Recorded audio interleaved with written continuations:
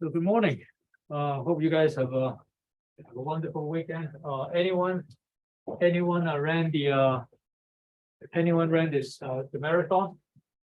No, it was last weekend, last Sunday. So it was really good. It wasn't too bad. So I've seen you guys make a lot of trades yesterday, right? Making close to 30% return. So that's a good one.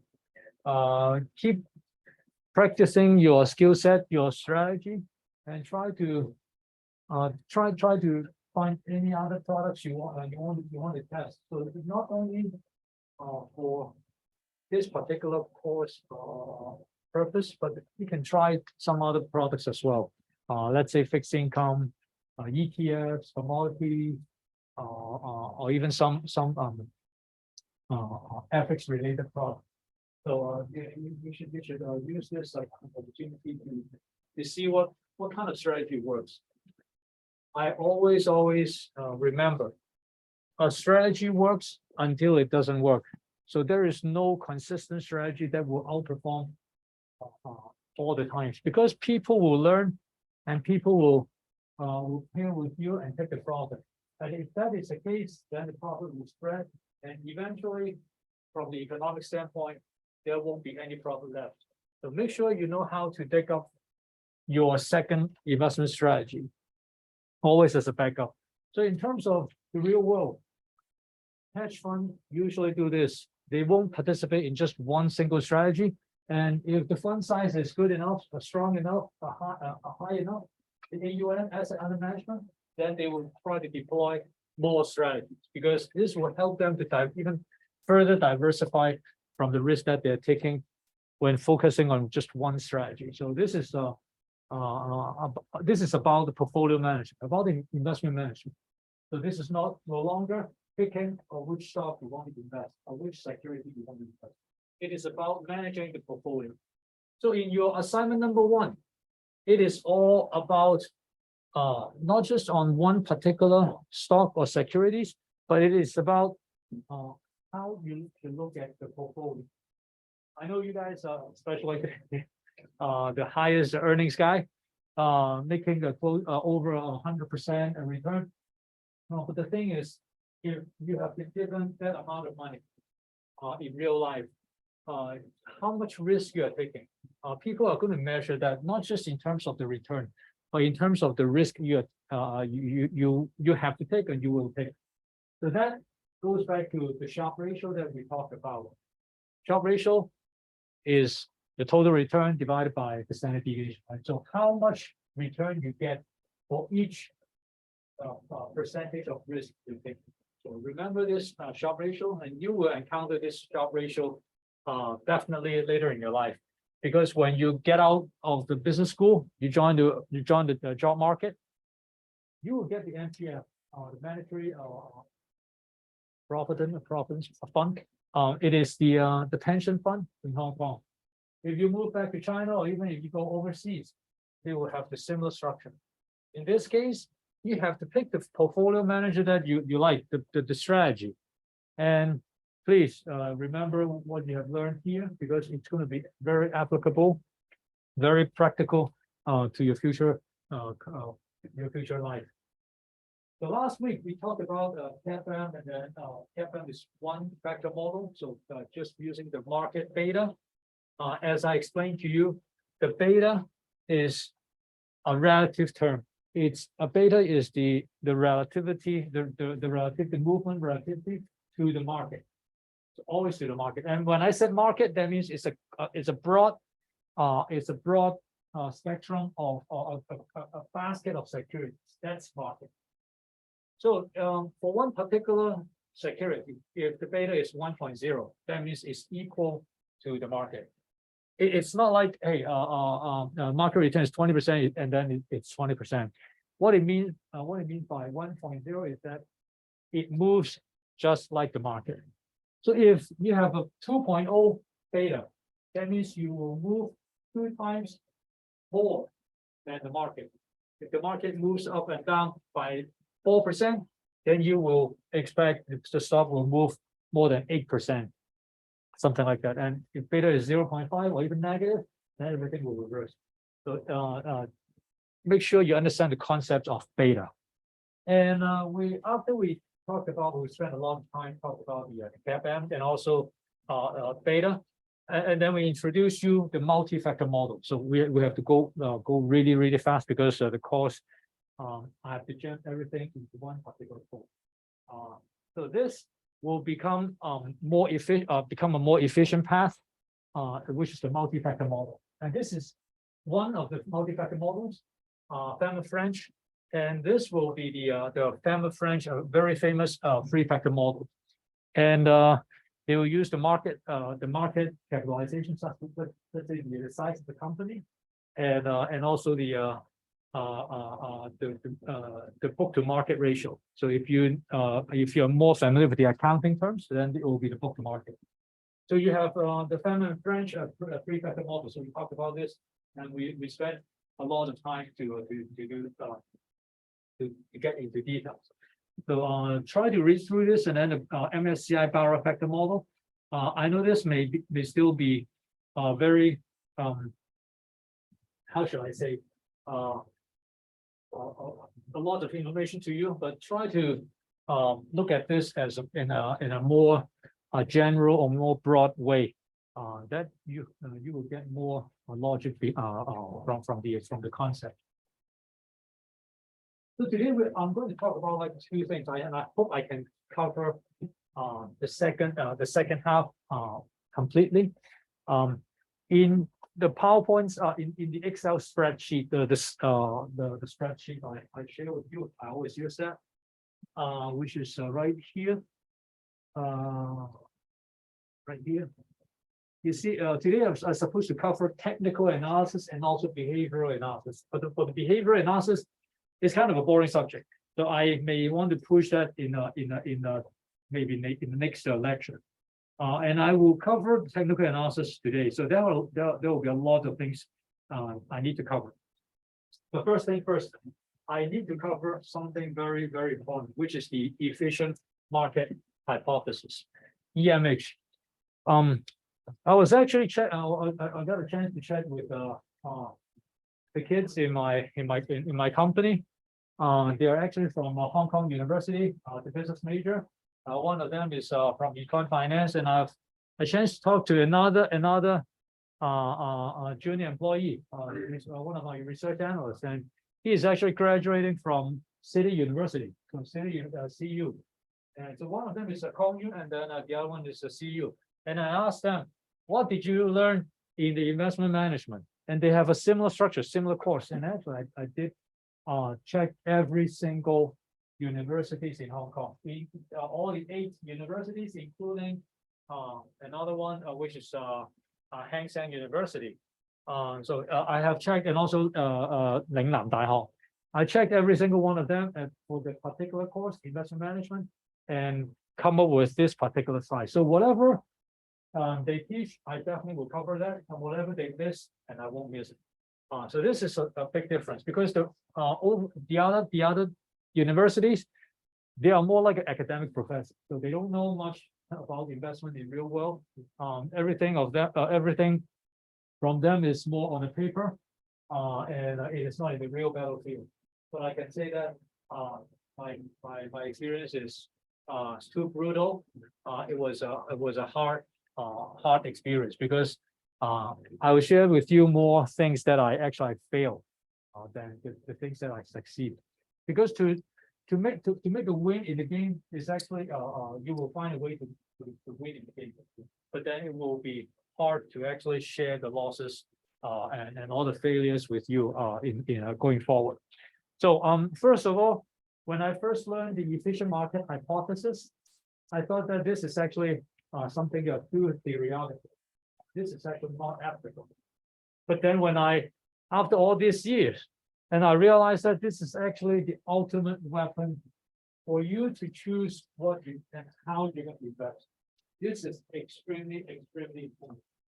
Whenever I talk to the client, I always ask this very question. So make sure you understand the concept here, EMH. And I can assure you that in the final exam or in the quiz and in the ICAs, there will be questions from the EMH. Very simple. There's only one slide as I showed you last lecture. There's only one particular slide you need to remember, but I rather you understand the concept than remember the particular words. So let's go over this. Professor Kendall, there is found that there is no predictable pattern in the stock price change.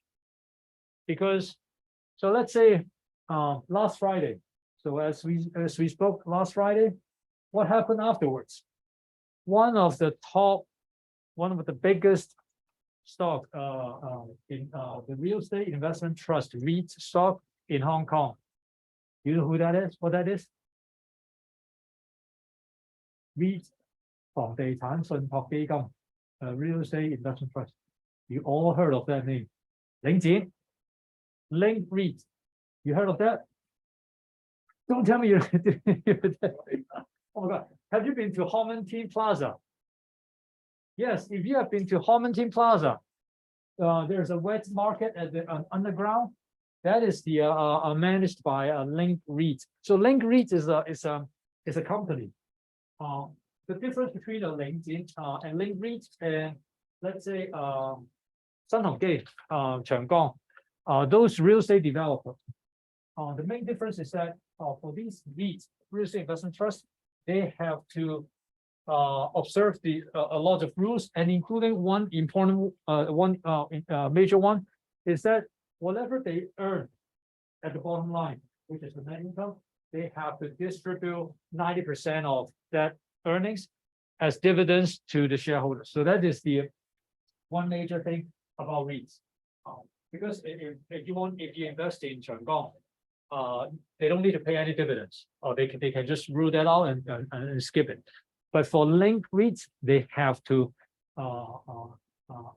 comply with the law, and they have to pay the dividends, 90% of that. So they earn $1, they have to pay the 90 cents to you. So what happened last Friday? After we finished the lecture, and then the market opened, the market closed, and then after market closed, then they announced, let's do a rights offering. So which means that they are going to issue more shares for that. And then the price on Monday, so which was a few days ago, dropped 15%. So it was a pretty big news, because no one expected they would do something like this. So go back to Yahoo Finance, as I always recommend this. And the ticker symbol is 823 0823, and that's Link Investment Trust. And if I click, and if I click 5 days, you see this one right here, this drop right here.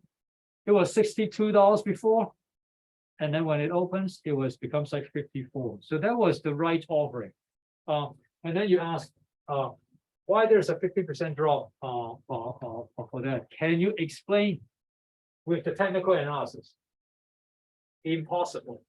It is impossible. This particular change is more like not even a fundamental analysis. It is more like a structural change.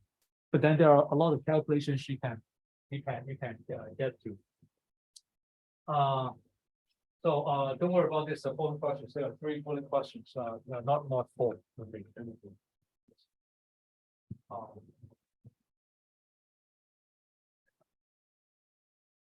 So he said that Professor Kendall, he said that the price is unpredictable, and it can go up and go down on any particular day. Doesn't matter about the past performance. So how can we explain? The key is, as I always emphasize in this course, you want to detect the pattern. What is a pattern? What is the best way to detect a pattern? There are several ways, and we're going to talk about this. So what is you would try to fit into this random walk or random price into something that is predictable and recognizable. So before that, let's talk about the efficient market. When we talked about efficient market, it means the prices of all securities are fully reflected available reflect the available information. So investors buying securities in efficient markets should expect to obtain equilibrium rate of return. So what does that mean? It means same thing as in cartoon. When you see a $500 bill on the floor, on the street, the first thing you said is it is impossible because it can never happen. When there is a $500 bill on the floor, someone must have picked up already. You cannot be the first one to observe this. So this is about the efficient market. But sometimes you really see a like $1,000 bill on the floor, right? It happens, but not all the time. But if this is the case, then this is about the efficient market because you believe that with the EMH, there can't be any free money or any profit in the market. So what's going on is introducing another thing, which is the random walk. With the efficient market, then the price will be just a random going up, a random pattern. You cannot predict it. So it will be like going up and going down by its own. So there is it will be very important for the intelligent investors to competing for this to discover relevant information. There are actually three things I mentioned at the very beginning of the class. In finance, there are three important things you need to be aware of, and that will help you in your career and help you in your life. The first thing is information. If you get this relevant information, reliable and useful information, that is the key to success. The second one is time value of money. You have to watch that out because if you know how much time you need to spend, time is actually passing, and this is one thing that you can never ever get it back. I wish I am 20 years younger because if that is the case, I would definitely do something different. But I cannot get back to that age. So time, and then the last one is the interest rate. You have to make use of the interest rate because every single CEO will talk about interest rate as the unit because it can be a return, it can be a risk, but it will be the unit in finance terms. So these three things are the most important things, and information is important. So this is what happened with the let's say if there's an example takeover. What happened was 135 days before the takeover or the announcement date. You see there will be some kind of pattern going out, going higher, but then in the last 2 weeks, there may be some noises, and then right after the announcement, you see the price just immediately get a hit on that. So the price spiked up. So it all depends. It all depends on the efficiency. So if you believe the market is efficient, then you won't be able to see this happening. So these 2 weeks, you should not have any particular profit or return. So let me ask you this. If I said, I'm going to offer you a Wall Street Journal, and the Wall Street Journal published just a few days ago, how much are you willing to pay for that Wall Street Journal? So do you know what Wall Street Journal is? First of all, Wall Street Journal, you know, well, in finance, you have to know what Wall Street Journal is. The Wall Street Journal, WSJ, is a newspaper that will tell you every single stock closing price the day before. So I know you guys will use the internet to check the stock closing price, right? But before that, without the internet, people have to board the Wall Street Journal. So let's say, barely like 30 years ago, before the internet exploded, I have to buy a Wall Street Journal to know what the Microsoft closing price was, or even Apple's closing price, or even IBM or Goldman Sachs. There is no way for me to get the stock price without getting the Wall Street Journal, because at my time there wasn't even an internet to use to begin with. So it was really traditional way to obtain information. So at that time, newspaper is everything. But if I ask, So let's say, how much are you going to pay for a Wall Street Journal that published 2 days ago? Anyone you get an answer? Anyone offer any money? No, just some garbage, right? Zero. So let me put it this way. If I offer you a Wall Street Journal that will be published next Monday, how much are you going to pay for that Wall Street Journal?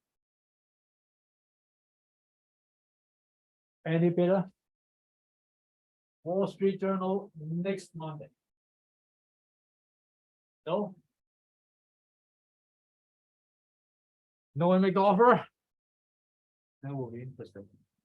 So last year, someone bid over $50,000, and then in a few seconds, 100, and then it was in Zoom, and then the bidding was just keep spiking up, and then eventually someone offered like $100 million to do the Wall Street Journal, and then someone said, "Hey, infinity, so it will be more than $1 billion." I said, "Well, you think about this. Why there's a bidding war? Because they realized that, hey, next week's Wall Street Journal will publish this Friday's closing price, which is today.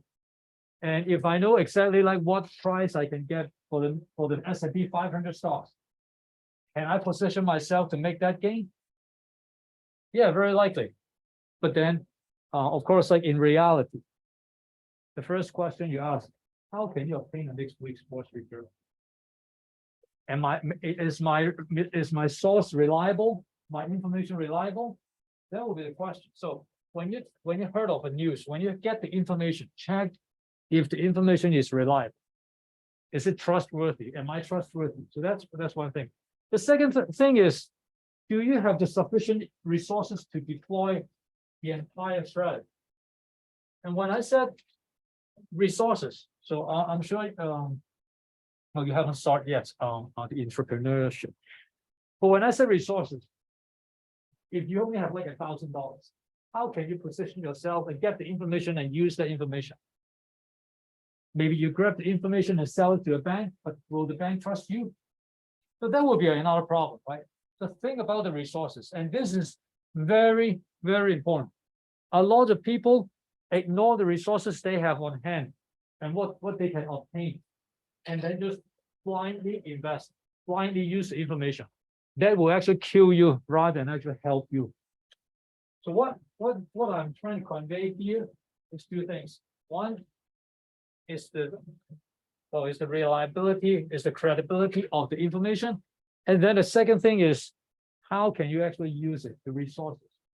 If you are as rich as Li Ka-shing and you have the Wall Street Journal, people will suspect you, hey, you definitely have some insider information. It will get him into more trouble. He's wealthy enough, he doesn't need that money, right?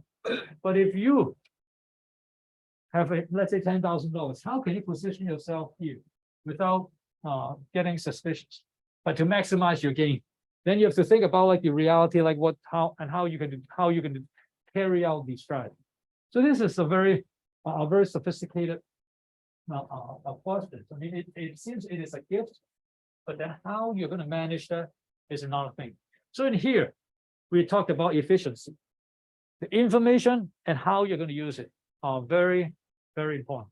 And this particular slide is the slide that I summarized there for you. And I've seen a lot of textbooks use a different slide, and which confused me for all these years. So I make up my own slide and show this to you. I will ask you not to memorize this, but try to understand it. So there are two axes here. The vertical axis is the data that you're going to use.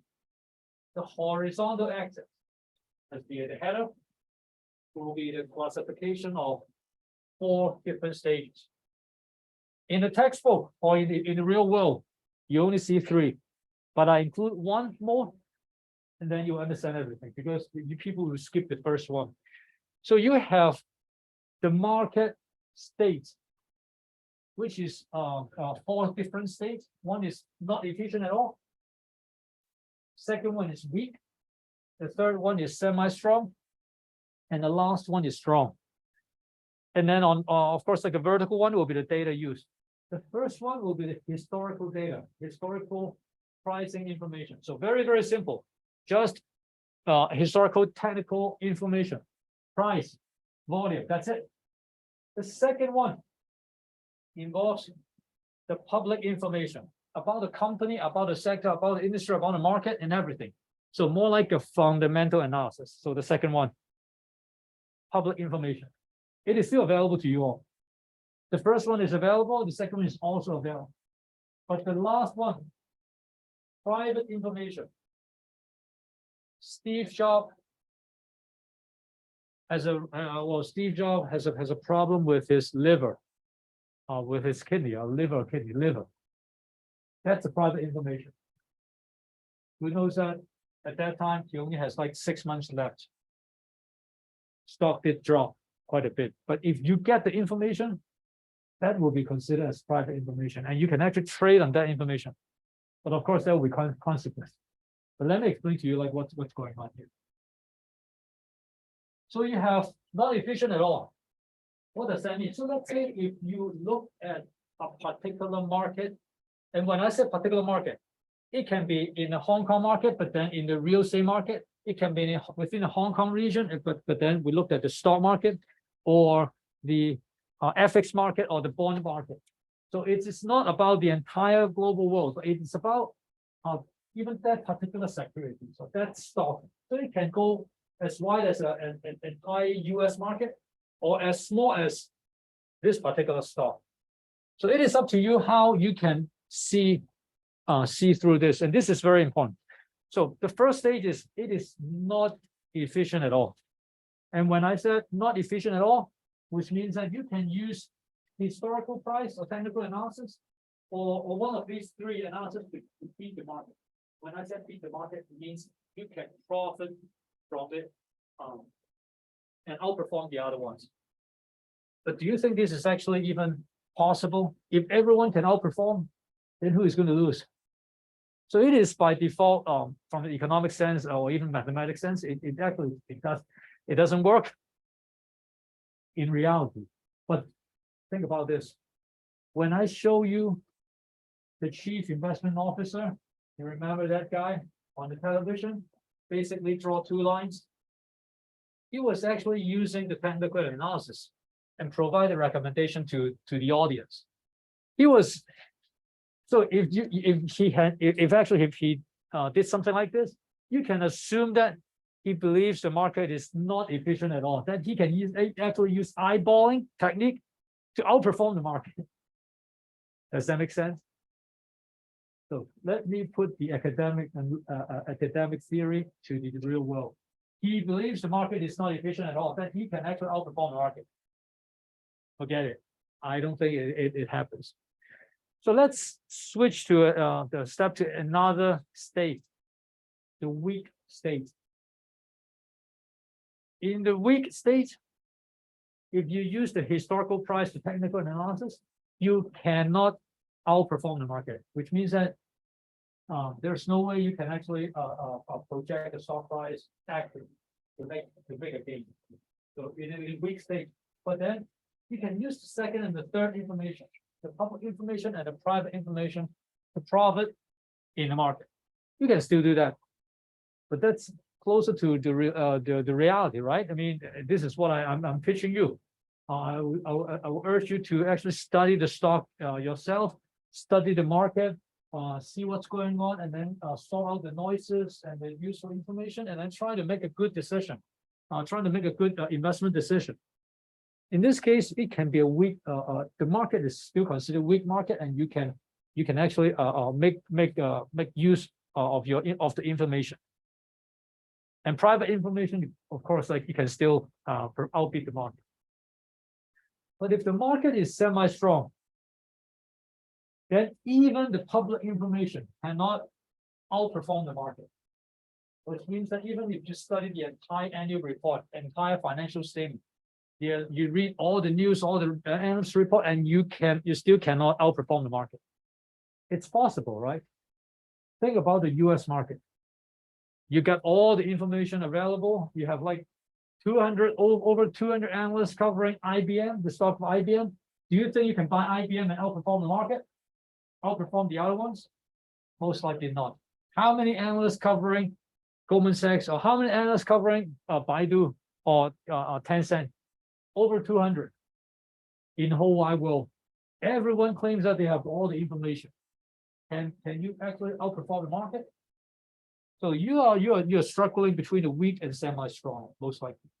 Sometimes people will say, hey, I can do that, sometimes cannot, but definitely not the first one, not efficient at all. Because you probably understand that for the link read that happened last Friday and this Monday, there's no way you can actually predict this 15% drop from the technical analysis. Am I correct here? Yeah, there's no way you can actually predict that happen. No way. So in this case, even a government policy, so very, very famous, the Chinese government announcing that, hey, every teenagers below 18 years old, they are only allowed to play video games, mobile video games for only no more than 3 hours, right? That was a big news. And then Tencent dropped like, I don't know, 10%, 20%. Can you apply technical analysis in that kind of thing? No. Education reform. All the education shops and companies in China, they got restriction. They said that, hey, there is no more private session, no more private companies to offer the tutoring services. The entire education stocks like dropped more than 40%, 50% in the last 2 years. Can you detect that using the technical analysis? No way. Because the reason of that 40-50% drop is because of the fundamental analysis. But if you are able to get the information beforehand, private information, you can always assume that you can outperform the market regardless, right? So in this case, your fundamental analysis you may still sense the news and the trend out of the government policy. And if you make sufficient effort in the let's say investment process, you may detect, hey, you smell something is going on, something brewing, something is cooking. In this case, then you may detect, you may get a sense, and then you sell the stock before. That is the meaning of the weak compared to the semi-strong. Because when you have a semi-strong, when the policy announced, no one can actually use the public information to beat the market. And the last one, when the market is so strong that you can actually using any kind of data to outperform the market. I mean, when you think of a very, very strong market, it will be something like a foreign currency market. You can still make money from it, but what I'm talking about is a sustainable strategy to win the market. For foreign currency, foreign exchange market, the market is so strong, so liquid, so large, so many participants, and the information flow is so quick. That is actually trading 24/7. A lot of banks offer a foreign exchange to you. So in this case, it is very strong. So let's say I give you an example. 4 years ago, when Donald Trump actually went to South Korea, the price of actually KRW and Hong Kong dollars actually fluctuate quite a bit. And even the local shops of the foreign exchange, they fluctuate. They fluctuate according to the news right away. They don't even need to wait for the bank to do the moves. That's what I'm talking about, a strong market, a strong state market. Then you ask, hey, this EMH only applies to like in academic area. Why should I spend like more than 15 minutes in this particular slide? Because when you will encounter, well, you will experience this. Think about this. This particular chart means that, do you have the resources? Even if you have the resources, do you know the state of the market? Like what kind of information you're going to have? And it will tell you what you should do. Because if you believe you're in the green side here, like the green boxes here, then you should put in the effort and then make the best out of it. But if you are going after the red ones, it doesn't mean that you cannot invest. It means that you should choose a passive strategy, which means that for a passive strategy, you can invest in an ETF, you invest in an index. So instead of buying one particular stock, you buy the market. Whatever you believe that weak market is, that the market definition, then you follow that market.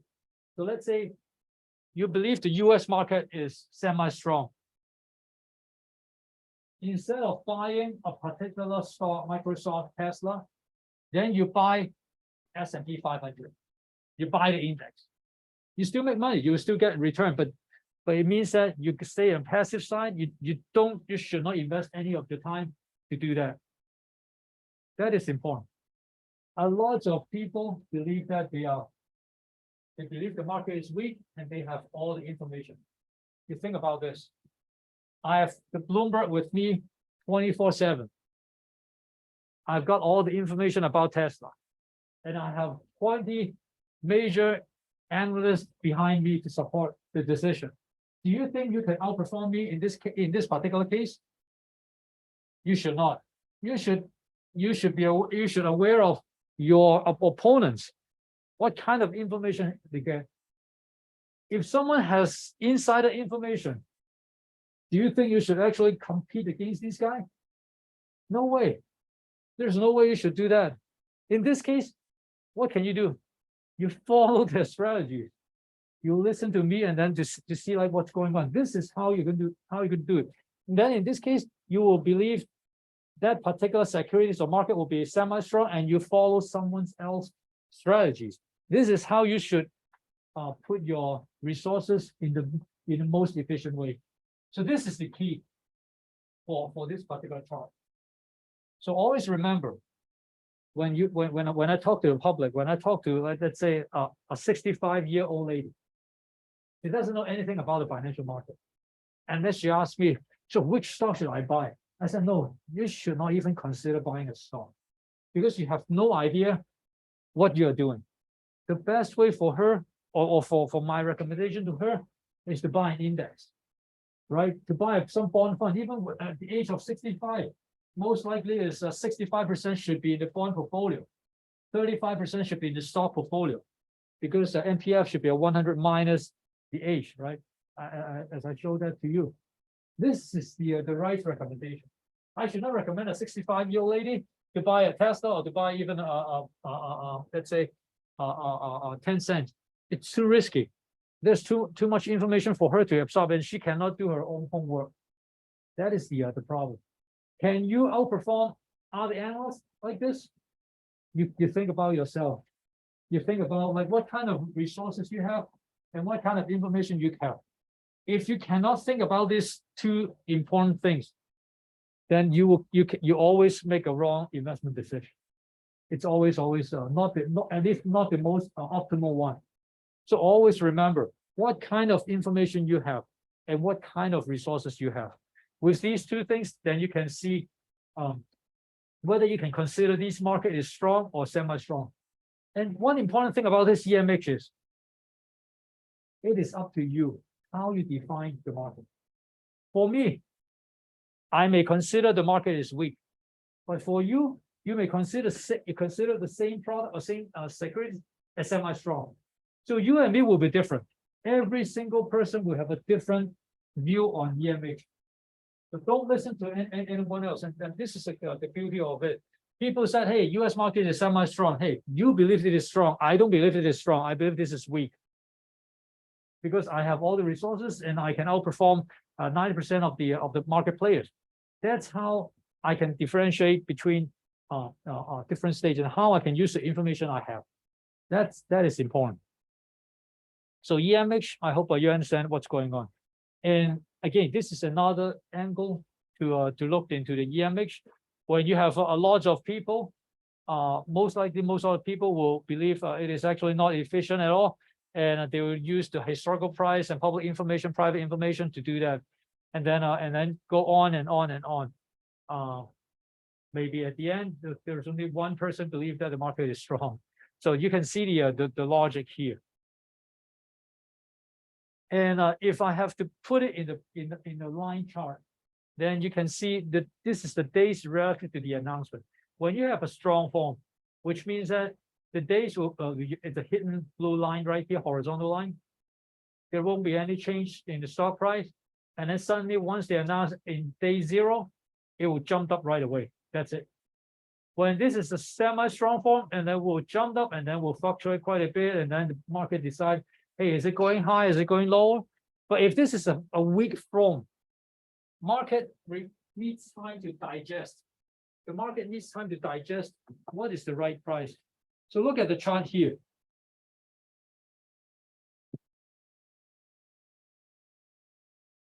Look at the chart here.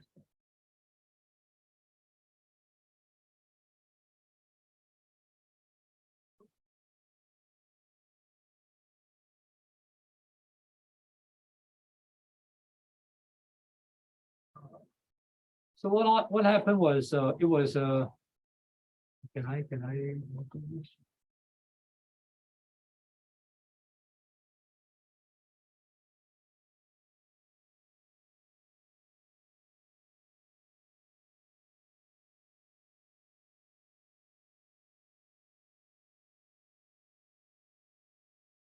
so when they announced the right offering, stock drop, and then it's going higher and lower, and then the market is trying to find what's going on. Hey, what is the deal?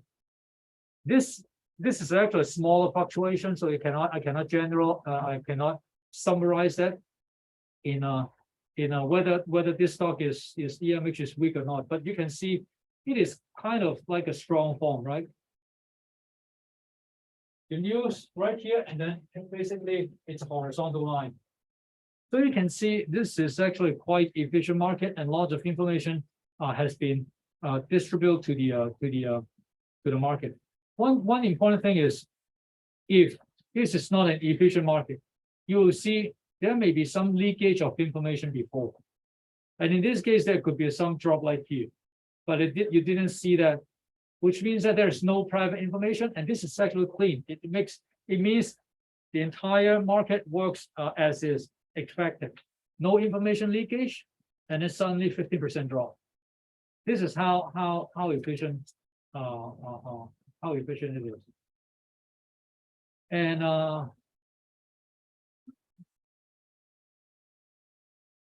so in terms of the EMH, if we're able to classify the information that we have, historical information, which is public information, and then the public information, which is the financial report, annual report, conference call, analyst call, earnings call, all these are available to investors, the second level. And then the third level is the private information. With these three things, then we can see what kind of strategy we can deploy. Assume you're going to deploy that. The first one is the technical analysis, which is the historical price and also the volume. So they use the past information to predict the pattern, or to get an indicator. So there are two important outcomes you can get from technical analysis. Either you get an indicator, or the second one you get the pattern, recognize the pattern. So an EMH implies that technical analysis should be fruitless if this is a weak form. So if you remember that particular chart. And the second one is the fundamental analysis, which means that, hey, you will see the company tree. When you got the sun, you got the seed, you got the water, everything is good, then you know the tree will grow well. So you assess the firm's fundamental situation. You look at the balance sheet, income statement, financial statement, cash flow statement.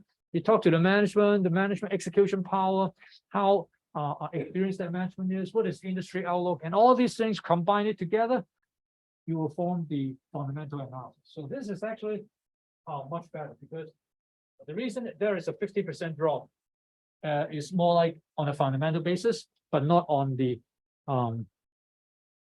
technical basis. In a technical analysis, there is no way they can tell you it's going to be a 50% drop. No way. But from the fundamental analysis, you can actually see that, and that is not that it's coming, but what is the right price for the stock? Because you can actually calculate that it will be around that number. So this is the fundamental analysis, and then the last one This one is going to be quite crazy. Instead of putting it words, I put it in a picture. Actually, I like this picture a lot. The one in the middle. So what happened was that just look at the chart. So the guy on the left said, "Hey, I got a stock here that could really excel."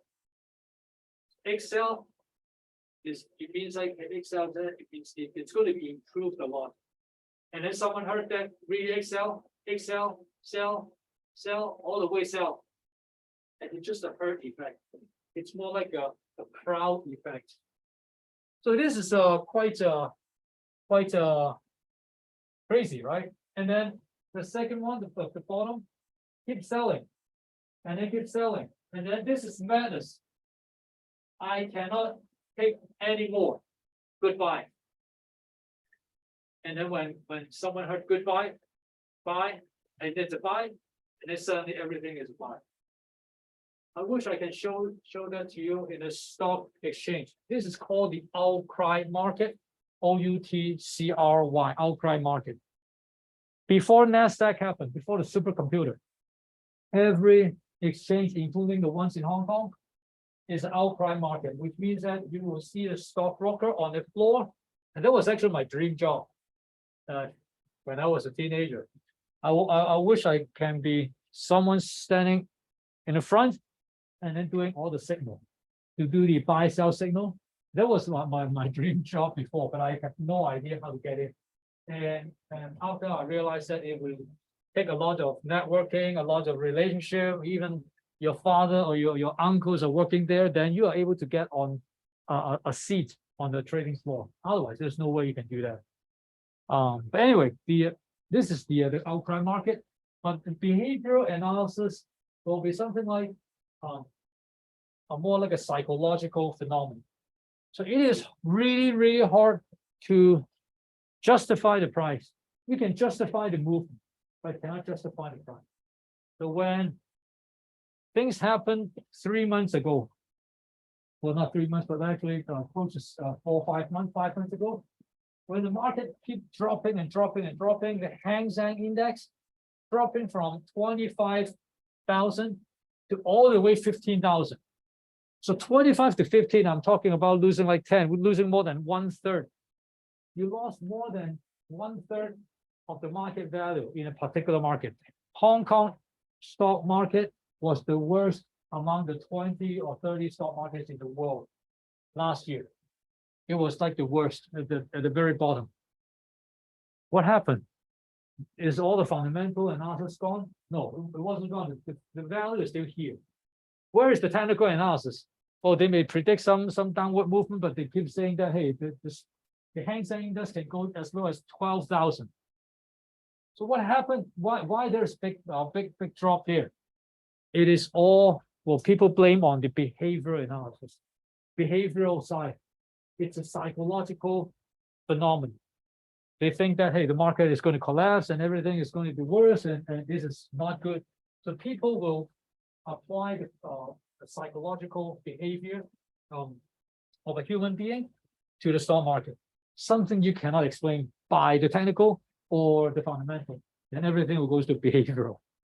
So when you heard of the word panic attack, the panic sell, that is the behavioral analysis. There is, if we go into a panic sell mode, there's no way you can actually explain the stock drop or rise or by the technical or the fundamental.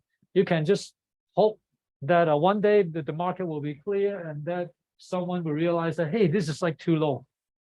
10 cents at $190 is way too low to buy it. Oh, by the way, I bought 10 cents at $600 and I'm still holding the stock. That was one of the worst investment I have. No, but actually the worst investment I have was I bought the stock at 快手. So you heard of that? Huh? You heard probably you use the app. I never used the app before, but when I looked at the financial, it was good. It's supposed to be good, and then I lost like a lot of money in that particular stock. I didn't realize that people forget. Because when I looked at the financials, I looked into more, not on the negative side, but the market actually read that negative sign. I'll explain to you in the fundamental lecture. So this is how we see the market: technical, fundamental, and behavioral. So three different forces will be fighting each other. When time like this, like now, it is not about behavioral anymore. So behavioral will only be like 5%. Today's market likely will be fundamental and also the technical, but fundamental is more important because yesterday market dropped close to 1 to 2% in the US market, and today's Hong Kong market likely to drop because of what? Fundamental reason. Inflation is a threat, is a real threat. People thought the last few months it was good, but yesterday they announced the PPI. The figure was really, really good. And when the figure is good, that means the market is too hot, the economy is too hot, and the economy is too hot, then there will be a high chance, a high probability the Fed is going to raise the rate. And when you raise the rate, present value drops and then the stock market drops. So this is the consequence. This is the consequence. But well, we can sum up in three different analysis. And then we talked about the active and passive portfolio management. So when you have the green side, all the green boxes are in EMH, then you should be active. You should exercise your resources and information and work hard on that, like the rabbit. But if you are in the red zone, red boxes in the EMH, then you should actually choose to be the turtle. Just a passive tracker. You buy the index, buy the Hang Seng Index, buy the SPX, and forget buy and forget it. So this is how the difference is. You accept the EMH and then you buy the index funds and ETFs, and low cost strategies. But for active management, you need to put in a lot of effort. So let me put it this way: why resources is very important. I'm not talking about even the money that you have. I'm talking about the time you have. Let's say we got a really good trader here, making 100% return in the last week. If you are offered if you offer a job, then you start to evaluate. Hey, this job is going to pay me like, I don't know, $20,000 a month. But then if I can work as a day trader, I can make $100,000 a month. Which one should I do? Well, you have to evaluate, because do you have time for your second job or for your first job? You have to really think about the risk and return for each one of them. In that case, you may not be able to invest 9 hours per night of your time while working as a day job as well. You think about the resources you have. You got the information, but you may not have the resources, and resources including the money and also the time. So this is about the portfolio management. So I talked about this in a nutshell, so you can actually get into the slide yourself. So resource allocation, very, very important. When you understand what efficient market is, then you have to allocate your resources importantly. So and then in the next slide, are the market efficient? But there will be magnitude issue. Magnitude means you're making 5% or 20%. That's the magnitude. And then in this case, do you think there will be some minor mispricing worth the effort to do it? If you spot A, I got a 20 cents profit. Should I even put the effort to do that? And there will be selection bias. So only unsuccessful investment schemes are made to public, and good schemes are made private. Will I tell you the good investment strategies if I know something that is good? No. Very likely that you will hide it from the public, right? So it will be a selection bias if you want to do a study. And the lucky event issue. Sometimes people just got really, really lucky, but you cannot avoid that. But luck is actually a major element of ability as well. So it's a major ability, but if you are lucky, then that's good. So in the next few slides, I probably will not talk about this, because I'd rather spend time in something that is going to be useful to you. But in the next I think in the next few slides, we are talking about running the test, the actual test on the EMH, to see if EMH is actually relevant. So there are a lot of challenges and not a lot of professors academically believe that, hey, the EMH actually works. So I'm not going to go into all these. Of course, like insider information is always a problem. Maybe let me go back to the I'll take you guys how very soon. So in this case, private information, and you can actually outperform the market with the private information, right? So people like you guys should actually focus on private information, right? The answer is actually no. Because private information is an unfair practice. And when it is unfair, it will be prohibited. So it is actually not even prohibited, it is actually illegal. Illegal in Hong Kong, illegal in anywhere else in the world. So private information is not allowed. So in this case, even if you heard of private information, I know that Steve Jobs is having a problem. I cannot trade that in the market. So let's say the doctor of Steve Jobs definitely will know before the market knows, right? He cannot act on that information and trade in his own security. He cannot do that. Once he traded, he violated the rule and he will be put in the prison. And because of that, all these guys right here, all these pictures here, all these things here, they are all very famous people, hedge fund managers, actor. They are all they were put in prison. So it was really bad. So so everything here is about the information. Information is everything. And then seriously, if you have the information and if you understand the time value of money, you can pretty much control the whole world. So and then the event study is the how they test academically. So this will be a very boring part. And I'm not going to go into that because it is too boring. But for those who actually want to get more knowledge about the EMH, try to read through this, and it should not be that complicated.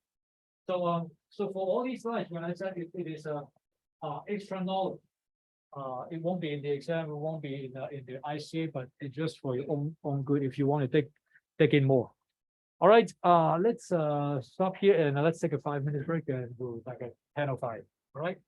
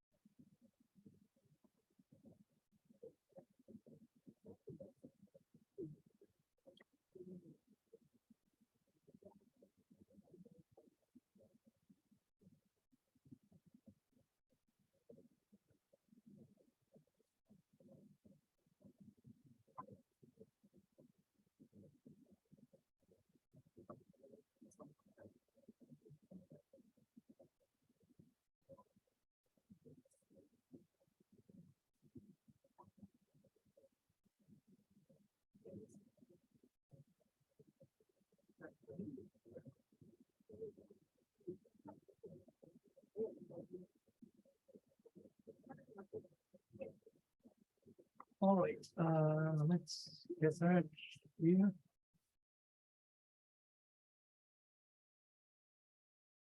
So let me share with you something. So this list of students, please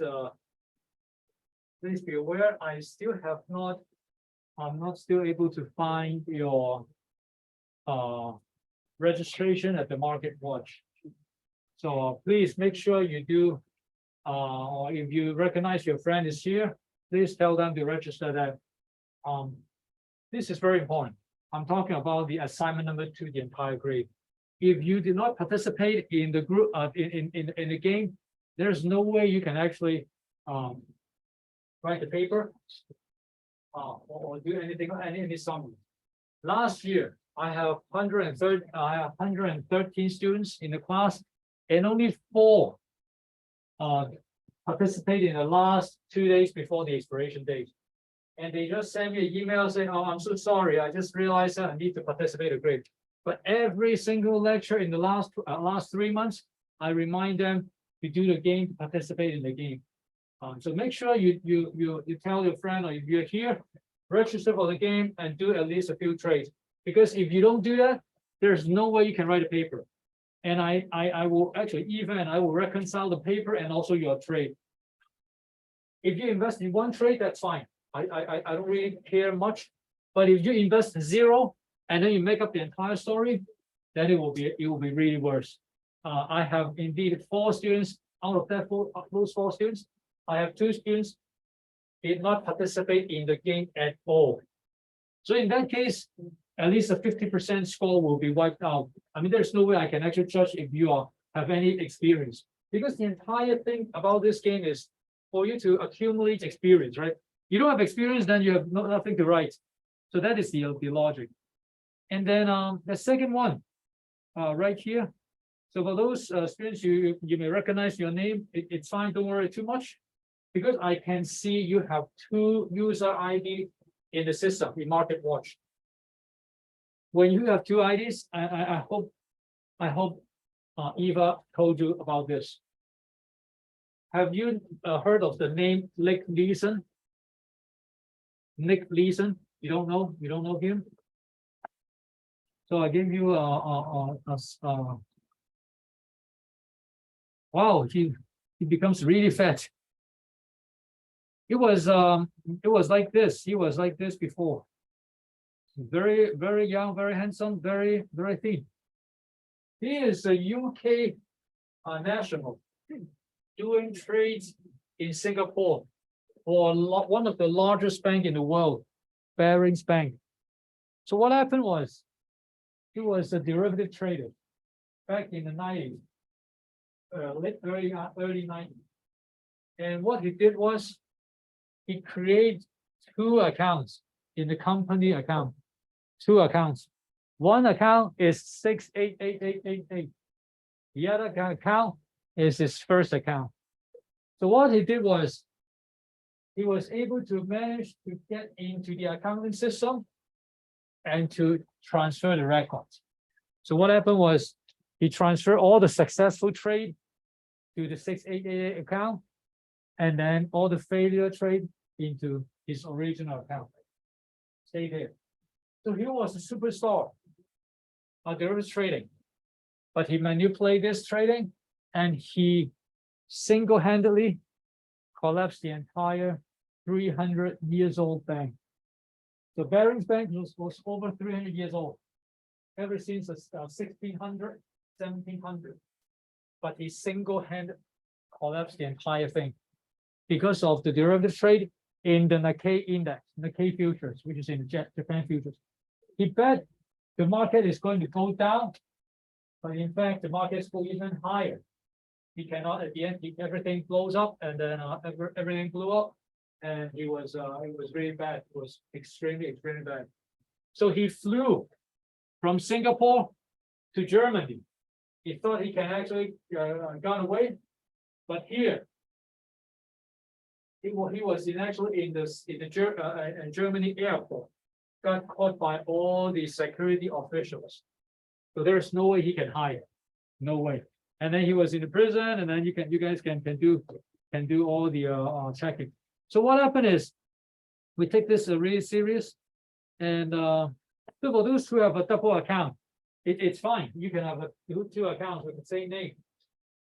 I will consider like the ones with the more, probably like more, or even the lower P&L as your official account. So make sure if this is you only use one of the account, then just remove the other account. But it is not an urgent thing. What I'm trying to tell you is, this year, I'm going to be not too tight on this. But if you make 2 trades in 2 accounts, you let me know which one. Of course, you cannot use like the one with a higher return, but make sure you use the one to focus in one particular account rather than 2, because I will observe. If you trade like both accounts, then I will ask you, hey, which account are you going to use out of it? That is important. 3 years ago, there is actually a group of students using this particular scheme, open up an account, and then at the end, they choose the higher return account and submit the score, and then got caught by another group. So the entire thing will become a plagiarism, because it is not a plagiarism. This is a manipulative accounting, and that is illegal. That is totally illegal. So do your best, select one account and then keep trading, and the other account can remove yourself, or you can tell me like, hey, can you remove this with this username? And by the way, your username should maintain the same and don't change it, because I actually locked it in the system, and I locked in the system, and all the username is linked to your user ID. And if you keep changing that, if I cannot recognize it, then I will assume that you did not participate in the game. So very, very straightforward. So try to not change too many times, and I will see like what I can do and what you guys can do. So that is the first thing. Then the second thing I want to tell you is this is actually good. I got a lot of response. People said that 51% of you guys said SPX Standard & Poor's 500 should be the right benchmark. 2% said it's the Russell 2000. 4% said I should use the Dow Jones Industrial Average, 30 stocks, the larger 30 stocks. And then 10% said, hey, I should use the Golden Dragon, the Golden Dragon China. It makes sense. I mean, you want to participate in Tencent, and that will be one. And then 22 said that it's a NASDAQ composite, so the entire technology stock. Are you sure you can outperform the technology stock right now? Or maybe they believe the technology stock is going to slide. And then 12% believes it should be a NASDAQ 100. So in this case, what will I do? And I will, right now you see pound NA, but I will combine it and then make a weighted average of these few things, and then there will be a customized benchmark. And I will post the return to you every day, and so that you can see like what the benchmark is. So any question about this market watch? I probably will have a session at night, a Zoom session, so you don't need to come to school, and will be next week. And then we'll talk about, you can ask all the questions you have. You can type out the question and I'll answer that to you, and any trading related questions. So even investment strategies. So anything you like. And I will send that out probably like this weekend.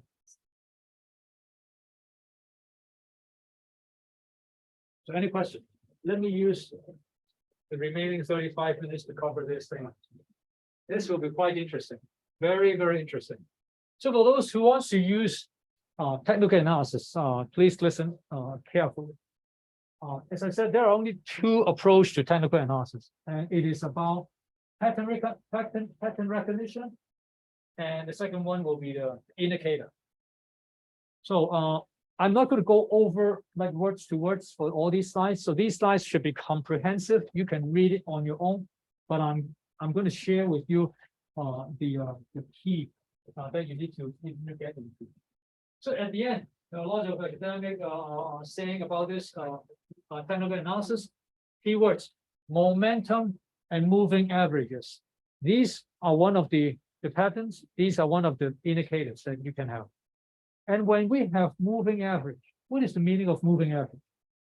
When you have a 5 days, or let's say 10 days moving average, which means that I'm going to use the historical price for the last 10 days, and then use the last 10 days, and then make a number, right?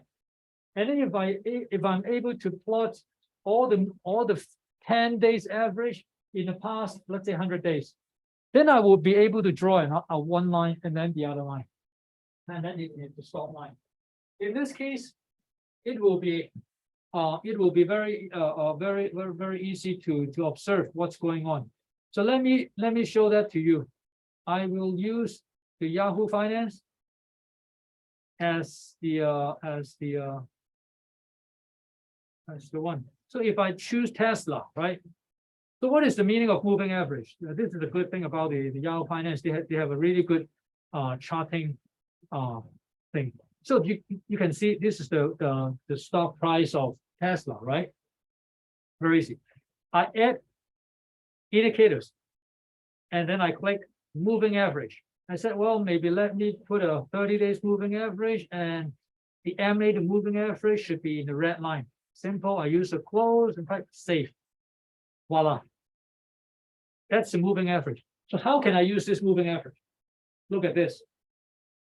If the moving average, the red line, is above the stock price, the blue line, the red above blue, I will probably not, I'm going to sell, right? So let's say if I have a crossover here. So let's say we start from here. If the blue line spiked up, then I will buy. So let's say I will buy here. Let's say the price I buy here. And then when it hit over here, I will do a sell. So when the price push up, and then let's say when the red line cross over, I will do a sell. So in here, I will sell. When the stock drops here, I will sell. So let's say I sell it here. And then when will I buy it back again? Maybe I will buy back again here and then sell it here.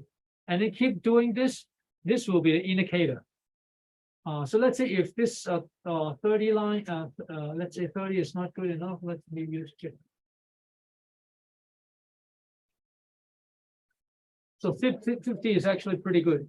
So what happened is when I see the stock price going higher above the red line, I will buy. And I'll just hold until the blue lines hit back. That is the moving average, because it's actually detecting the momentum of the stock. So when you look at the technical analysis, when you have something here, you want to sell, and then when you cross over again, you want to buy. When you buy, that's good, and then when you hit here, you sell. Right in this point, because the stock price break through that, you sell. And then actually it works. It seems like it works. It seems like it works. You have to run your own analysis to do that, which means that you have to have the stock price in one column, the moving average in another column, and then in Excel to use the if then. If the moving average is over the stock price, then I will buy. Or will sell. And then if the moving average is below the stock price, like this, then I will buy. Then you test yourself if that model works. If 10 days doesn't work, you try 5 days. 5 days doesn't work, you try 15 days. And then some of you may think, hey, can I use a program to tell me like to keep testing? Yes, of course. This is what I did. I write a program and to select 5 days, change it to 6 days, change it to 7 days, and give me the result. And then I have a 5 days, 6 days, 7 days, 8 days, and all the way to like 50 days. The program will take like 2 minutes to run. And then I will see like which day will be the most, will give me the most return. Right? I will give the most return, I will stick to that. This is how a technical analysis will do. You pick and choose one indicator, understand the logic behind, and then find out what is the buy and sell signal. So when it breaks through something, then you do buy sell, and then you back test your strategy, and then you move forward. You carry on. So this is the entire technical analysis works. This is one of the indicators. Moving average is a very, very simple one that you can use. There's a simple moving average, there's exponential moving average, there's triangle moving average. There are tons of moving average. And you believe, hey, this is actually too much. I don't know how to create a spreadsheet. Well, actually, I create that for you. In this particular sheet here, so everyone familiar with this sheet, there's a calculation example. You click here. There will be a Google Sheet here.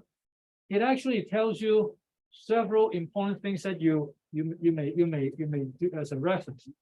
So there will be a bond amortization, bond characteristics, bond comparison, duration, technical analysis formula. So there will be several different formulas here. I don't know what the Chinese names here, but I know that this one RSI, relative strength index, is a 相对強弱指數 指標. And there will be in here, in another tab, technical analysis, Amazon, since 2012, up to like 2 days ago. And I calculate myself all these simple moving average, 10 days, and there's a variables you can change. You change it to 15 days. all the numbers here will be changed. I changed the 8 days, see the numbers will change. You do that yourself, you try it out. And there will be a buy sell level. And I put it here for you. What if you don't like moving average? Well, there is another famous one, Bollinger Band. So the Bollinger Band is a different one, and I will make it really fast for you. So if I want to remove the moving average here, I said, hey, can I choose another indicator? So what is the meaning of Bollinger Band? 保力加通道. So Bollinger Band, if you click here, they'll say, okay, well, let's do a 20-day period, and then standard deviation will be, let's say 2 standard deviation. And then the upper bound, I will use red. Lower bound, I will use black. And then the median, I will use, let's say the green one. How about that? And then they use a symbol. And when you click save, that's the channel. That's the tunnel that you can see. So what is the meaning of this very common indicator, Bollinger Band? They will use, let's say the current day is today, they will use the last 20 days. So because it says in default here, 20 days here, 20 days here, they will use 2 standard deviations. So whatever happened in the last 20 days, the standard deviation, they will have the upper bound 2 plus 2 standard deviation and minus 2 standard deviation. If you guys remember the statistic, when you have 2 standard deviation, it means 97% of the time it will fall into these 2 standard deviations. 97. How can I use this? Whenever you see the blue line, the stop price, is getting closer to the 2 standard deviation extreme case, then you do the reverse, which means that when you see something like this, when it hit up to 2 standard deviation here, then you want to consider sell. And then when you sell it here, and then it go down to here, when it touches the lower boundary, and then you buy. And then when it hits again, when you hit the second standard deviation, you sell. It seems like it's working, right? When you buy here, when you sell here, buy here, and then sell here, it seems like it's working, right? You keep looking, and when you hit here, you buy, and then go back to the median. You sort of decide, hey, should you sell it? And then you keep loading up. But of course, like it's still like sliding down, and then you keep buying, and it never goes back up. But still, so this is still a problem. Can you see this problem? This Bollinger Band, if you hit the bottom line, it seems like it is a buy signal, but you keep buying all the way down. So this means that it may not be a good signal at all, this Bollinger Band.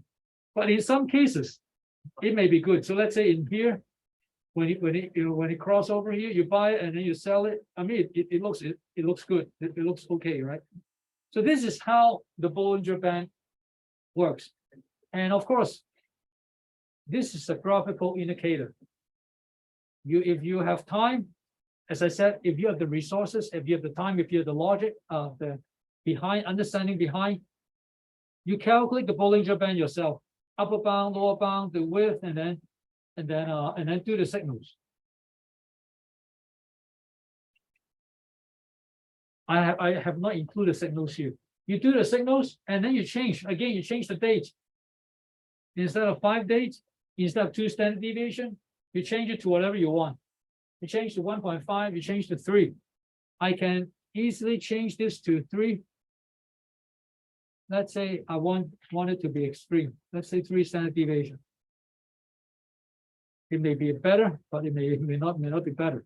So this is one indicator that you can use. I'm not saying that there will be one indicator dominate the stock performance.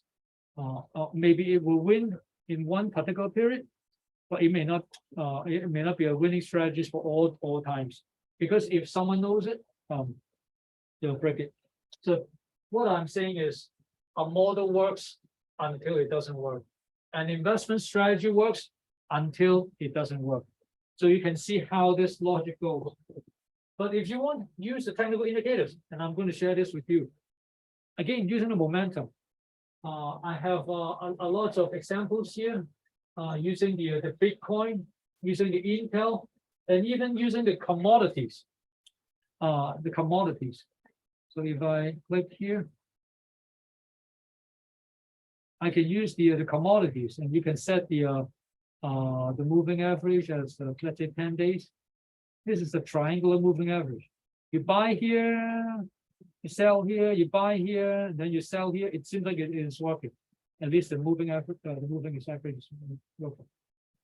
And then you sell it here. It is a good trade. Sell it here and buy it here, sell it here, and so on and so forth.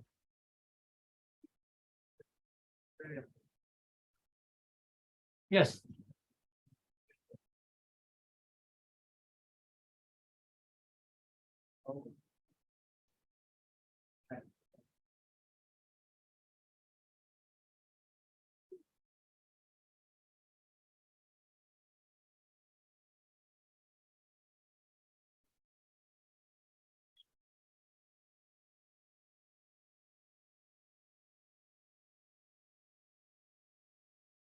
You need to do a lot of back testing, and you keep doing the back testing from time to time.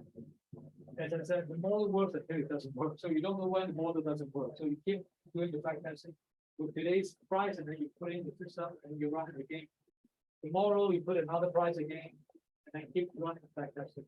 You will see when the market, you will see when the back testing doesn't work.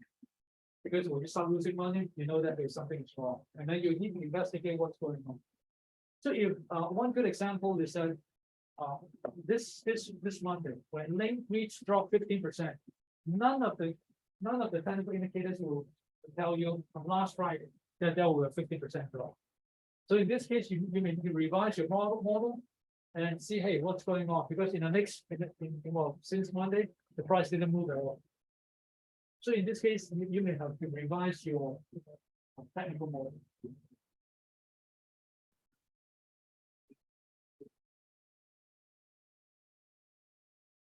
Yeah.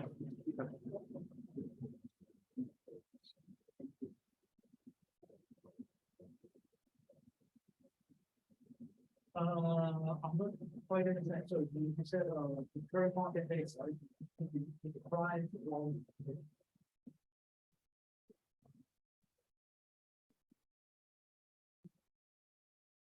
Let me get back to you after get back to you. So the again, this is some logic about the technical account. So I explained to you SMA 20, how that goes, and then some TMA, triangular moving average, and then exponential moving average. So each indicator will have its own formula, and I think I have included that formula.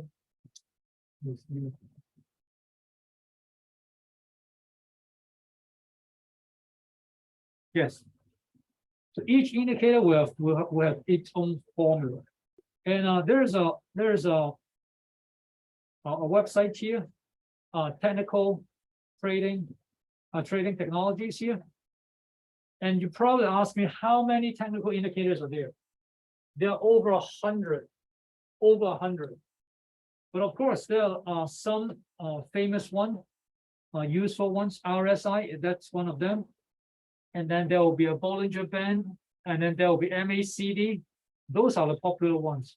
So you can check out the formula and check out the website and see which one makes sense to you and which one you can discover the profit information. So the moving average should be easy, but it will be, you can apply this to all how should I say, like you can apply this to all stock. And remember, one particular stock may be good for one indicator, maybe useful in one indicator. Another stock may be good for, let's say, Bollinger Band. The other one may be a simple average. So it really depends. You need to run the back testing. Is the back testing hard to do? Not at all. And I just show you the Excel file. Simple moving average. You have all this line up. You run that for last 5 years, and you try to predict the price, giving you the signal: buy, hold, sell. So that's the key of the indicator.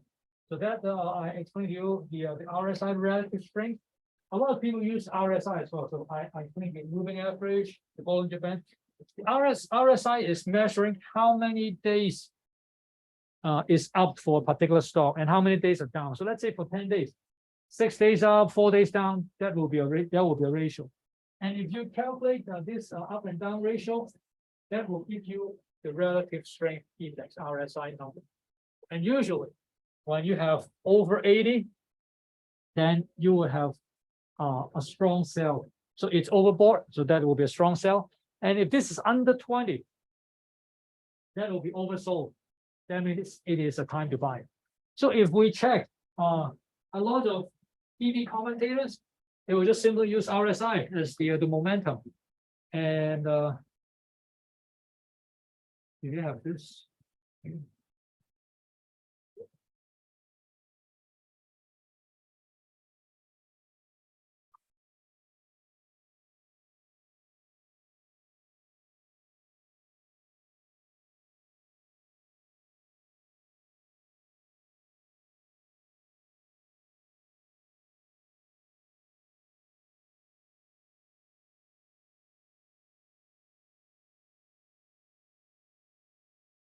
So if you, so I assume you guys can read Chinese, you guys are probably better than I do. So you have all the PE ratio and everything, but I was looking for some.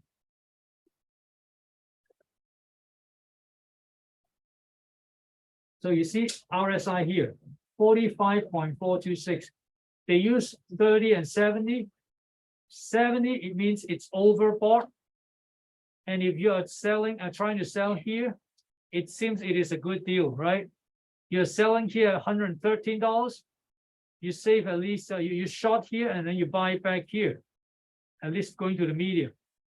And then you make another 12 bucks. So it seems like it is working, right? So let's say if the stock going down to here in November, when the RSI dropped to 30, you buy it here and then you sell it in the middle. You buy it at $61 and then you're trying to sell it at $71.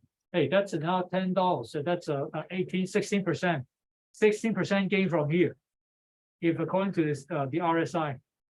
But of course, when you buy it here and you sell it here, of course that's good. But when you buy it close to 30, when you buy it here, it seems like there is actually even more. It can drop more. So it doesn't mean that it will always win for the RSI. So there's RSI and there's MACD. And there's the moving average. So you can see all the charts, all the lines here. Those are the moving average. This is the RSI, and MACD is it's about two moving average lines. The difference between the shorter term and then the longer term, the moving average line. So MACD is another one I like to use if I have to use the technical indicators. So this is the part here, the relative strength, and also the breadth. That will talk about the stop movement, which is the sort of the risk, and then there are several other indicators, the triune statistics. Again, you can see the volume declining, number declining, and all these. So all these are different indicators, and the confidence index. So I'm not going to go into very deep into this. And then there will be another indicators, short call ratio. I use that a lot, and one story I got to tell you is that when I was back in that was 2005 or 2006, I was actually working at a hedge fund in New York City. I was actually watching this put call ratio, and suddenly there was a company, the put call ratio suddenly bumped up by over 1,000 times before over the day before. So I get into that, and then I find out that there is actually Dow Chemicals. There was actually a company called Dow Chemicals. Suddenly there's an option volume spiked up by a lot. It's a one-day trading is more than one year volume. And then I was talking to my partner, say, hey, maybe we should get into some of these stocks. And then he gave me like $1 million for that, because we have $250 million. So he gave me $1 million to invest. So that's a small amount. And then we got into that stock. And then you know what happened? That stock in 2 weeks got 30% bump up because someone acquired that stock. The put call ratio actually reflects something. The interesting thing, because why I bring this up was that particular option volume was created by, you know who Li Guohou is? Li Guohou. So Bank of East Asia's pre-CEO. He had insider information because he was sitting at the board of directors at the Dow Chemicals, the target company. He told the news of this merger acquisition news to his niece in Hong Kong. And the niece and his wife went to the US, not the US market, but went to the US to buy options. And they snapped a lot of call options. That was so stupid. And at the end, it's a criminal case charged to Li Guohou, insider trading. And then, of course, he defended it. And of course, when you have a rich guy like this, he can always file his way. So he paid $10 million to file his way. No need to plead guilty. So there's no guilty whatsoever. Just pay the money, and that's it. But the niece and his wife got forfeit all the money, all the illegal profit, and then got banned from entering in the U.S. territory forever. So that was the case. But then I was actually not. I didn't get any insider information, but I was actually be able to observe the put call ratio and alert that, and then hey, something is wrong, and then we just apply it without any particular fundamental reason. So that was one information you can actually use. Another technical side I want to share with you is there are two charts here, and this is very, very important. When you open up the television, when you watch the TV commentators, when they make a judgment on this particular stock, do you think you should buy or do you think you should sell? Well, let's say for the upper chart, I know this is kind of blurred. The left upper one, it is a downward trend, right? It seems like it is a buy, it is a good buy signal, right? But one thing you forgot is the time horizon. The time horizon for this particular chart is only like maybe 1 month. The chart at the bottom is actually 1 year. This particular chart is actually a snapshot of the last month's situation. So if I put the contest, change the time horizon to the bottom one, then you believe the stock is actually at a quite high range, a high zone. And in this case, the probability to have the stock drop is much higher. The upper one, you may want to buy because it seems like it's at the bottom. But the bottom one, you want to sell because it's at the peak. And actually it happened. When you change the time horizon, the entire investment decision changed. And that happened to a lot of TV commentators. They didn't realize that, hey, when you're running a technical analysis, don't do something like this stupid. You always remember when you are running for, let's say half a year, 6 months investment horizon. For 6 months, you definitely need more than 1 year duration to observe. You don't want to observe like per minute trade, but for 6 months or even a 1 year horizon, you want maybe a one hour trade, 1 hour step instead of a daily closing. So if you want to do your technical analysis, the only public information you have is a per day information, which means that every closing price. And in this case, then you want to drag out as long as possible, 5 years, 10 years. Then in this case, you will have a more accuracy about what's going on, because you are not able to get the per minute or per hour information, right? So in this case, best way to do is use per day information, closing information, use the Yahoo Finance, Google Finance, drag out as long as you can. 5 years, 10 years will be the best. So this is how important that is for the pattern. In this case, on the right-hand side, what kind of pattern can you see? You can draw a lot of pictures. If you are a good storyteller, then you can say that, hey, on the right-hand side, the stock should be going up or going high because of the volume. So it is all up to you how you can interpret the data. So you can be a really good professional. Trust me. So first part is about the technical indicator.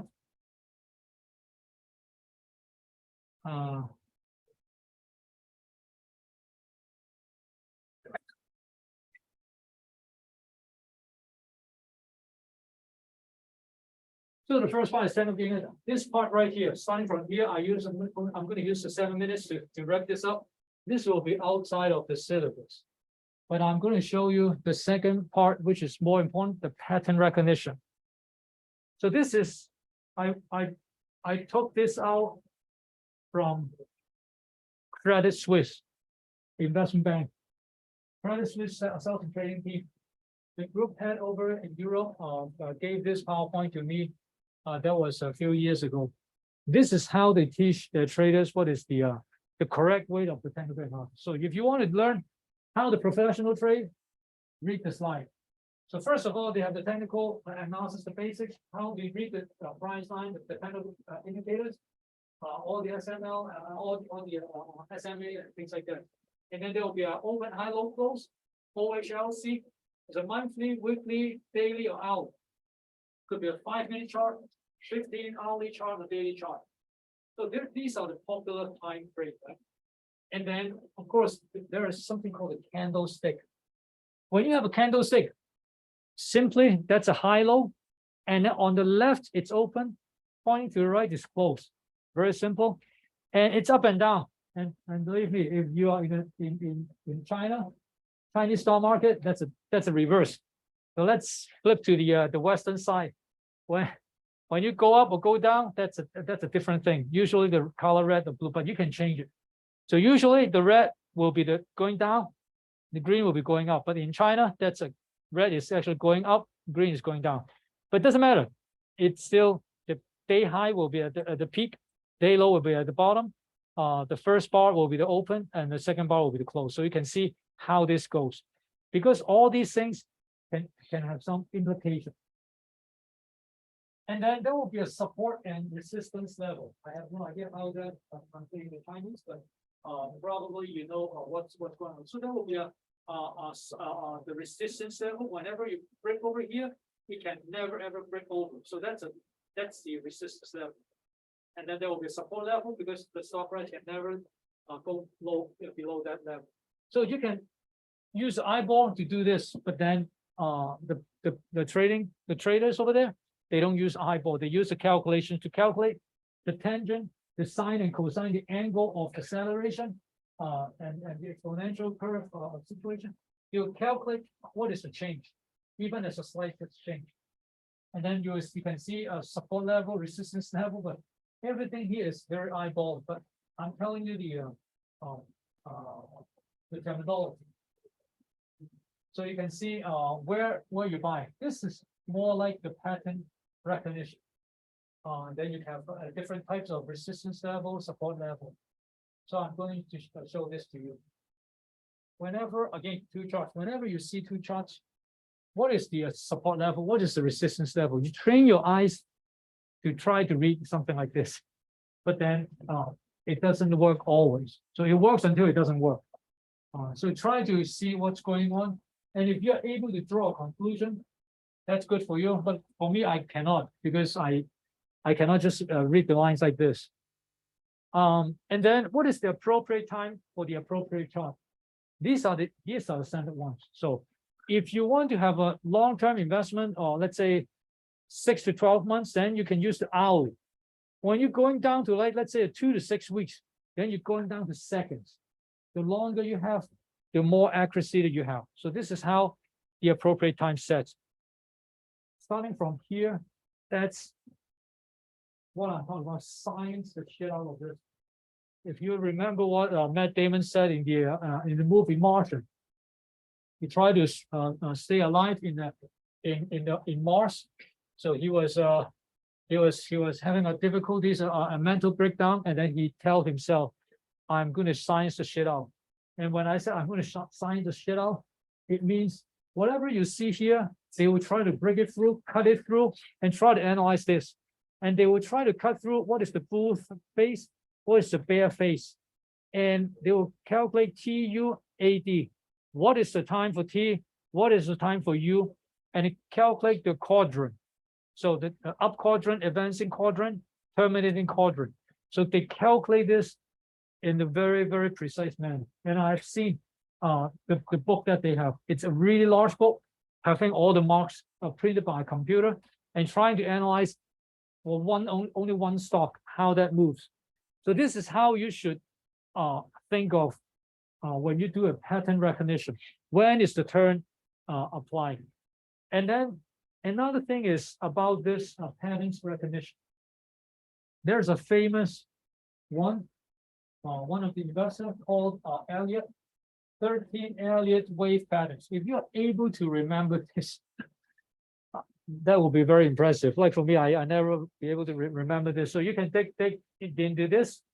So Elliott, Raphael Nelson Elliott, isolated 13 patterns. But none of the Hong Kong commentators actually even comment on this. They thought this is like bullshit, but you know what? This is actually the real stuff.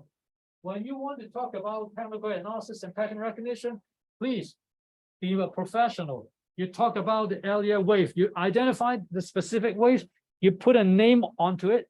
Then you have more credentials. People will believe in you, not just like simply eyeballing. Oh, this is head, this is shoulder, and that's it.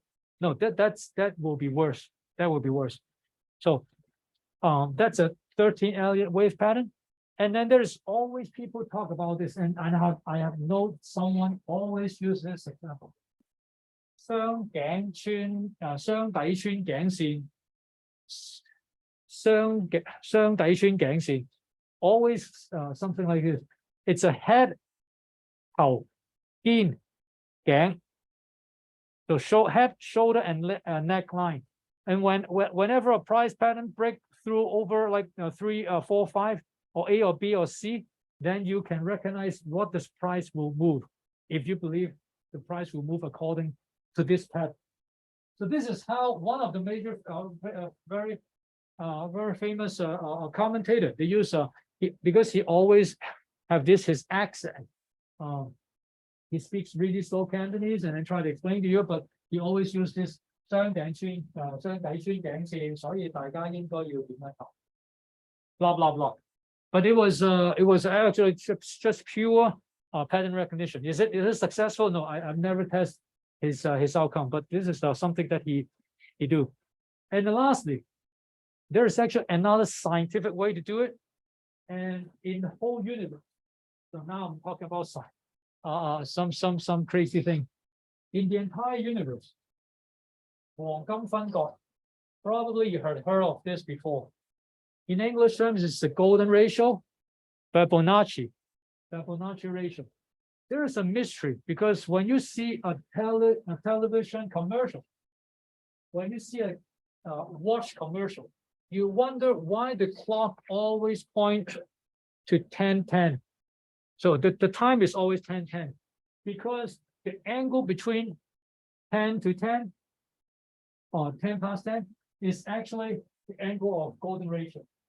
When you have golden ratio, that is 1 plus 2, that's equals 3, 3 plus 2 is equal to 5, 5 plus the number before, 3 equals 8, 8 plus 5 equals 13. That's how you calculate all the numbers here. And when you have all these numbers divided, the one divided by before, then you come up with the ratio of 1.618. And this is a magic number. I don't know what happened, but when you're trying to investigate why the bee, the insect, the bee will build a nest in a hexagon, is actually the exact ratio of 1.618. I don't know why. I don't know why the Earth moved this way around the sun, and it's the path is actually an eclipse, and the eclipse some kind of ratio is also 1.618. Don't ask me why, because I'm not expert in telling you this. The people, the science majors, the scientists, believe that the stock market will have some implication, some mystery behind this 1.618 number. So they use the Fibonacci ratio and golden ratio, combine it together, and then they try to predict the pattern. They said it works, and so whatever you want to choose. Whenever you see a golden ratio hit for the price change, then something will happen. So this is how they use the Fibonacci ratio and the wave correlation. So there are lots of indicators, a lot of pattern recognition. And as I said, these are the few ones that I like very much. MA, MACD, BB, and RSI. So try to understand these terms and you will get used to what is the technical analysis. But again, it works until it doesn't work. So this is the applying the indicator, and then there will be a golden cross ratio, death cross, 死亡十字, 黃金十字. That's the Chinese names for that. So when you have this kind of thing going on, then you will see what the price will be. So the final words. Try to be professional. So you all can be a professional in a very short time. Pattern recognition and also indicators. So one thing I urge you to do is try yourself.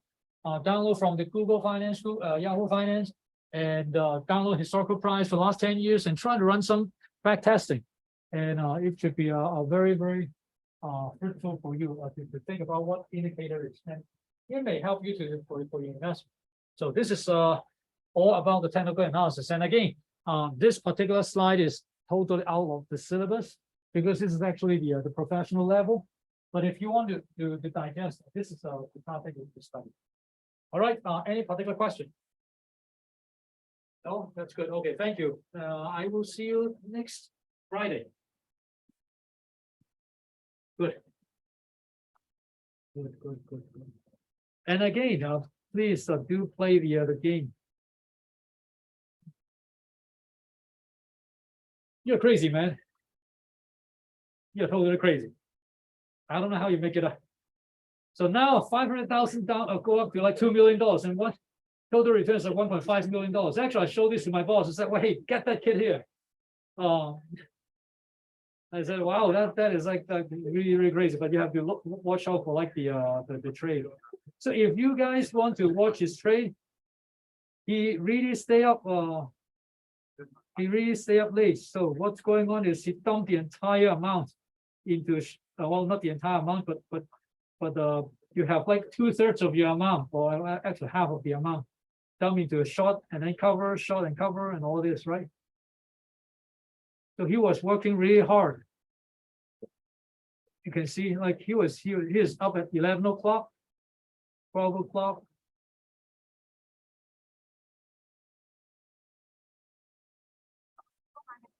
And even at 4 a.m. in the morning. That's a 4 a.m. in the morning. That's Eastern time. So this is not 3 p.m. 3 p.m. in the afternoon, 3 p.m. in the afternoon over the other side. But of course, like you are too aggressive for some shot, you are not able to do that. I don't know how you pick this stock. But it was good. It was good. But one thing about this is this particular course wants you don't do the day trading, but want to do more like a short-term investment. But it doesn't matter. You write me a good thing, a good write-up, whatever takeaways you have, whatever insight you have, that's good enough to get the assignment number 2 done. All right, that's it. I'm done with this.